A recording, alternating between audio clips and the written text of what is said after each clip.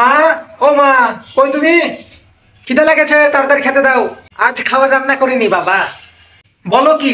দুপুর 2টা বাজছে আর এখনো রান্না হয়নি। আর মানে কি? তোর বাবা খাবার রান্না করতে নিষেধ করেছে। আগামী শুক্রবার আমাদের বিয়ে বাড়িতে দাওয়াত রয়েছে। তো তো শুক্রবার আসতে তো এখনো 5 দিন। 5 দিন কি না খেয়ে থাকবো নাকি? মগের মুল্লুক পেয়েছো তোমরা? চুপ! অবশ্যই না খেয়ে থাকতে হবে। না খেয়ে থাকলে এমন কোনো ক্ষতি হবে না। 5 দিন যদি আমরা না খেয়ে থাকি তাহলে আমরা মরে যাবো না, বুঝলি? হ্যাঁ, 5 দিন কি আমরা এমনি না খেয়ে থাকবো রে বাবা?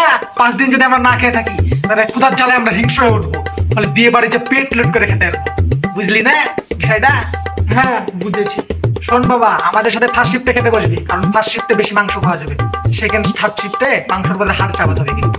তাই আমাদের সাথে ফার্স্ট শিফটে বসবি। বিয়ে বাড়ি সেহেতু বন্ধু বান্ধবের অভাব হবে না। বন্ধু বান্ধবকে দেখে উঠে বসে বলবি না, বন্ধু তুমি কেমন আছে, চলো খেয়ে আসি, এই করে আসি, ওই করে আসি। কোনো কিছু বলার দরকার না, আগে নিজের পেট লোড করবি, তারপর অন্য চিন্তা। ঠিক আছে? মনে থাকবে? জি, মনে থাকবে। শোন বাবা, ভালো করে তোর বাবার কথাগুলা, মানে একটা কথা দুইজনে ভালো করে শোনো। বিয়ে বাড়ি যেহেতু ভাত বেশি করে দিতে চাইবে, ভাত বেশি লিবো না। খালি গোশ লাগবে, ভাই গোশ দাও, গোশ দাও। যদি নাও দেয় উঠে দাঁড়াবে, ভাই গোশ দাও, গোশ দাও, জোরে জোরে চিল্লে গোশ লিবা। খালি গোশ খেতে হবে বেশি, ভাত খেয়ে কোনো লাভ নেই। ঠিক আছে? মনে থাকবে দুইজনের? জি, মনে থাকবে। ঠিক। আর এই যে টিঙ্কুর মা, তুমিও শোনো, বড় একটা পলিথিন নিয়ে যাবা, যেগুলো খাবার আমরা খেতে পারবো না সেগুলো সব পলিথিনে ঢুকিয়ে দেবো।